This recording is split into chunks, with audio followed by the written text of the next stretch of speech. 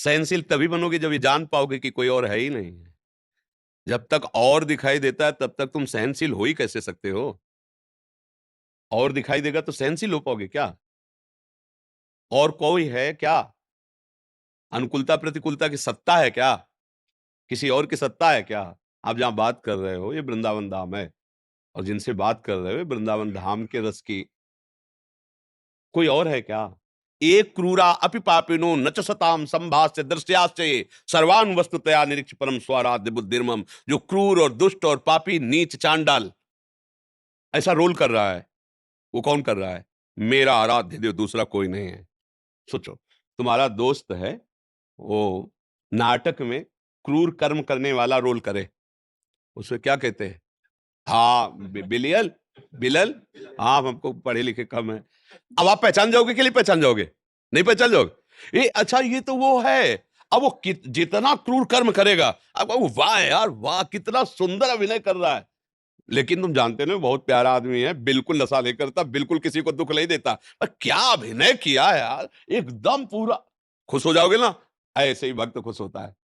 क्या अभिनय कर रहे हो ठाकुर, मुझे पता है जितने भी रोल कर रहे हो सब आप ही कर रहे हो, दूसरा कोई नहीं। मत्ता परतरम नान्यत् किंचित् अस्ति धनंजय, मेरे सिवा किंचित मेरे। देखो, एक नाटक है जिसमें बहुत है, लेकिन ये नाटक ऐसा है कि वही डायरेक्टर है, वही मंच है, और वही कला है, और वही कलाकार है, और वही देखने वाला है, और वही दिखाने वाला है। प्रश्न कहां रहा है? अब इतनी जब अगर ज्ञान वृत्ति नहीं होगी तो अध्यात्म मार्ग में हो ही नहीं, और अध्यात्म मार्ग में नहीं तो शयन करना कोई हलवा खाना नहीं है। दूसरे के द्वारा किए हुए प्रतिकार को, प्रतिकूलता को, अपमान को, तिरस्कार को वही महात्मा, वही साधु, वही भक्त, वही जन सह सकता है जिसका संबंध भगवान से है। नहीं सह सकते, नहीं सह सकते। क्योंकि जब इस समझ में अहंकार को आएगा कि मुझे नीचा दिखाया जा रहा है, तो जो भी पावर उसको समझ में आता है सारा पावर झोंक देगा। और जब ये समझ में आ रहा है कि वाह, आप समझ में आ रहे मालिक कौन कौन से रूप रख के आ रहे हो, क्या, क्या कुछ भी कर लो, हमारी नेत्र से बच नहीं सकते, अब तुम छुप नहीं सकते। किसी सूझ वाली आंख ने पहचान की, कण कण में झांकी भगवान। ओ मेरे लाल जी, मेरे प्रीतम, कहां गुस्सा आएगा, कहां गुस्सा आएगा? एक बार एक ऑफिसर घर आया, पत्नी का पता है आपको घंटों से इंतजार कर रहे हो, आप इतना विलंब क्यों कर दिए? ओ प्रणय को, उसने पिस्तौल निकाली, गोली भरी, पत्नी के यहाँ लगाया। ऐसे बोले बताऊं? बोले हाँ, हमें डर नहीं लगता तुम्हारी धमकियों से। बोले क्यों, पिस्तौल असली है, गोली असली है? बोले तुम मेरे प्रीतम हो, इसलिए तुम मजाक कर रहे हो, तुम कर ही नहीं सकते। बोले काला जी, समझ रहे हो ना, मेरे प्रीत, अगर दूसरा रख देता तो प्राण व्याकुल हो जाते, नहीं होते, डर जाता ना।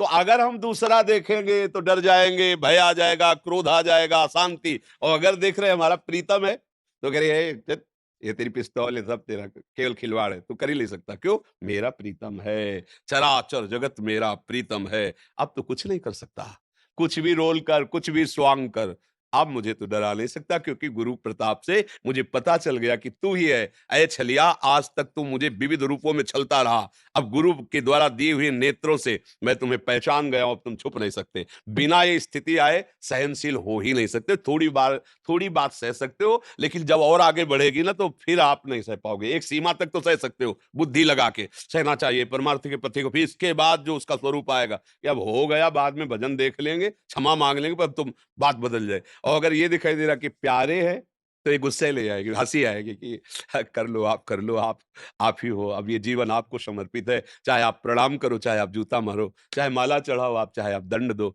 नाथ मैं तो आपका हूं। अब आप कुछ भी करो, मुझे समझ में आ गया, आपके सिवा कोई जीत गया। किसका प्रश्न था ये? हाँ, समझ में आ रही ला। देखो, परमार्थ को जब तक समझोगे नहीं तब तक कि कोई इसका दुरुपयोग, अरे है कौन जो दुरुपयोग करे। और दूसरे पक्ष में बता देते हैं कि ऐसा कोई पैदा ही नहीं हुआ, अगर लोकवत भाषा में, कि जो गुरुवाणी के अनुसार चलता है, शास्त्र सम्मत चलता है, भगवत आराधना करता है, उसके सामने उसको झुका सके, रौन सके, ऐसा कोई पैदा ही नहीं हुआ। अगर हमसे कोई अपराध हुआ है तो उसका दंड देने के लिए भगवान कोई रूप ला करके हमें नीचा दिखाएंगे थोड़ी देर, इसके बाद अगर हमारा कोई अपराध नहीं है, हमसे भी गलतियां होती रहती हैं, तो ऐसा हो सकता है। अगर ऐसा नहीं है तो कोई ऐसा पैदा नहीं हुआ कि रोम भी झुलसा दे। 5 वर्ष का बालक प्रहलाद और त्रिभुवनपति हिरण्यकश्यप, वो हार गया कि करूं तो क्या करूं इसका। कैसे, मतलब क्या करूं समझ में नहीं आ रहा उसके, हर कुछ करके हार गया। और वैसे ही मुस्कुराता हुआ प्रहलाद उत्तर देता है, दैत्यराज।